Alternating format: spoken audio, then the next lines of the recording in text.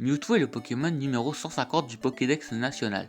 Apparu pour la première fois dans les jeux Pokémon rouge, bleu, jaune et vert, il est l'un des premiers Pokémon légendaires avec le plus de mystère à son sujet. En effet, que ce soit dans les jeux, dans l'anime ou même dans le manga, Mewtwo bénéficie d'un lore dû à son succès au cours des années. Mais voyons voir cela de plus près. Dans les premiers jeux, on peut croiser Mewtwo comme boss final au fond de la caverne azurée, après avoir battu la Ligue Pokémon et ainsi le capturer pour compléter le Pokédex. Cependant, on peut avoir vent de son existence bien avant, grâce au manoir Pokémon situé à Cramoisil. Dans celui-ci, nous pouvons lire via des extraits de livres. Rapport 5 juillet, Jungle X. Un nouveau type de Pokémon fut découvert. Rapport 10 juillet, le Pokémon fut baptisé Mew. Rapport 6 février, Mew et Papa. Le petit fut baptisé Mewtwo. Rapport 1er septembre. Mewtwo est trop puissant. Nous sommes impuissants face à ces pièges. Nous apprenons ainsi que des scientifiques ont découvert Mew dans une jungle et qu'ils ont fait plusieurs expériences sur lui, ce qui a conduit à la naissance de Mewtwo, qui est génétiquement à ce dernier, mais qui était tellement puissant que les scientifiques seraient devenus impuissants face à ses pouvoirs. Nous pouvons aussi parler de ses fiches de Pokédex dans les premiers jeux, qui vont aussi dans ce sens mais n'ajoutent pas plus d'informations. Cependant, grâce à ces extraits, nous pouvons commencer à discerner le passé de Mewtwo, mais ce sont le film et le manga Pokémon qui répondront de leur façon à nos questions.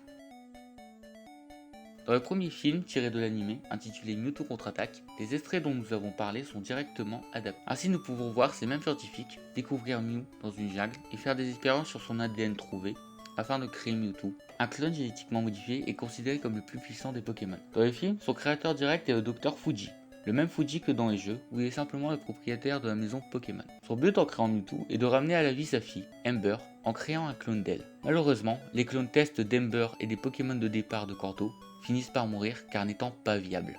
Seul Mewtwo put survivre, mais leur mort créa une profonde colère en lui car ils étaient les seuls amis qu'il eut. Il finit par détruire le laboratoire et les scientifiques qui l'habitaient avant de se faire manipuler par Giovanni, le boss de la Team Rocket. Toutes ces mauvaises expériences face aux humains ont conduit Mewtwo à s'isoler jusqu'à ce que les événements du film arrivent et qu'il comprenne qu'il y a de mauvais comme de bons humains.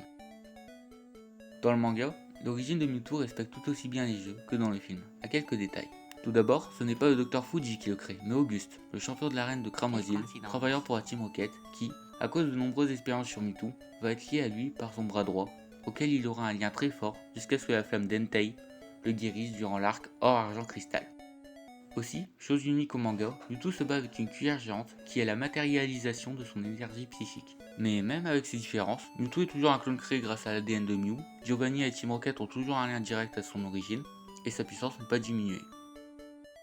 Grâce à la première génération de jeux, de films et de mangas, Mewtwo est devenu l'un des Pokémon les plus populaires du monde, se hissant aux côtés des célèbres Pikachu et Dracofeu que tout le monde connaît. Et sa célébrité lui a permis de nombreux changements au cours des années, comme ses méga évolutions apparues dans Pokémon X et Y, ou le remake 3D du premier film, sorti en 2019. Mais Mewtwo n'est pas le seul Pokémon légendaire à posséder une origine intéressante. Il en existe plusieurs, dont les mystères sont encore à raconter. En partant de Mew et son implantation tardive dans le jeu, jusqu'à Eternatus et sa fameuse nuit noire. Mais ça, c'est une autre histoire.